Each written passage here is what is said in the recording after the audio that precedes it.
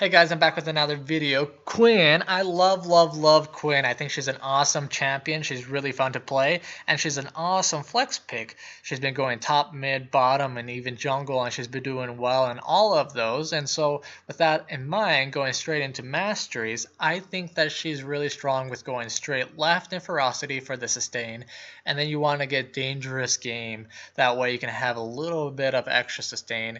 For item builds, I like Essence Reaver and Infinity's Edge early on, and then I like to cap out my crit for sustained damage and for that big burst damage as well. And then for sustain items, I usually don't get them, so that's why I rely on my masteries and especially Dangerous Game, because quite honestly, if you're burning through people fast enough, then that's going to keep you alive. Your masteries will keep you alive. You can consider getting lifesteal through your ruins. I personally don't. I usually get AD, but you can also consider getting armor penetration through your runes. It will help your damage output mid-game a lot more as well. So both are very optional. I think you'll do fairly well with any of those options, but you can all decide on that depending on your playstyle, depending on your needs. I like the idea going back to that because that way I can do a little bit more damage early game. It kind of helps you with CSing and stuff like that. So in lane phase, I like to play a little bit more passive. I like to focus on CSing, and when they give me an opportunity, I like to exchange with them. I think it's really important that you don't give up CSing with her because you're just trying to get the kill. Yes, kills are good, and if you get them, you'll snowball really hard on them, but you want to win your lane, especially from a CS standpoint. It's very easy if you're in mid or top to win in CS. Now, with that in mind, you don't want to blow up all your cooldowns very early because when they come in ganks, you got to blind them. They'll run away a lot of times because they don't want to run in blind. They know where your jungler is, so they don't want to feed. And if that doesn't work, then you always have your knockback, which that is a really good disengage depending on your positioning. So you want to be able to slowly dwindle them down, and then when you get an opportunity, you're going to kill them. And then once you start snowballing on someone, you're going to snowball really hard. If you die to them, and if they are tanks, then it's going to be very hard for you to come back and win your lane after that point. But if you do everything right, if you're cautious and you're winning on CS and you're winning on exchanges, then you're just going to come back and kill. And then people are going to rage so hard on you. It's very entertaining how mad some people get. Because once a Quinn starts snowballing, there leaves little option for them to actually come back in and play. Quinn's passive is amazing. When it's off of cooldown, your next basic attack will proc a debuff on them, which when you attack again, then it will do extra damage to that person. It can apply most on-hit effects, and it can critically strike. Now, when synergized with other abilities, if you land your Q before auto-attacking, then it will automatically put your passive on cooldown to prevent you from wasting it. It's a short cooldown than normal, so that's pretty awesome that I did that with Quinn. And it has that nice little synergy.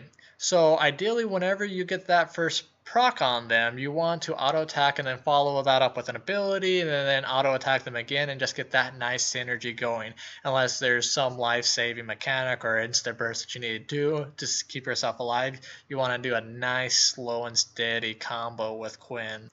Her E is kind of like an all-in-one ability. If they try to orb walk and pass you, then you can knock them really far back. It does lots of damage, proccing your passive.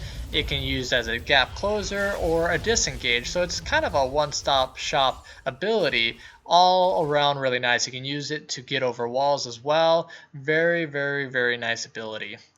Her W allows her to see, which is really important. So you can look into the jungle, or you can see into the river. You can just be able to prepare for ganks and stuff like that as well, or save your life from bush checking.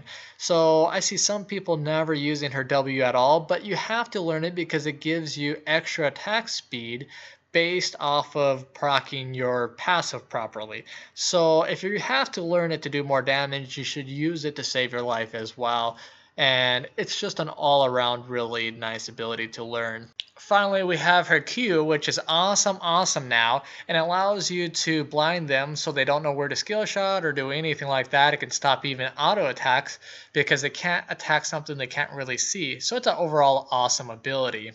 Her ult is amazing now. It never really has a solid cooldown unless you attack or you're attacked recently. It's always off, and it actually doesn't cost very much mana, and it goes to 0 at 16, so it's pretty awesome.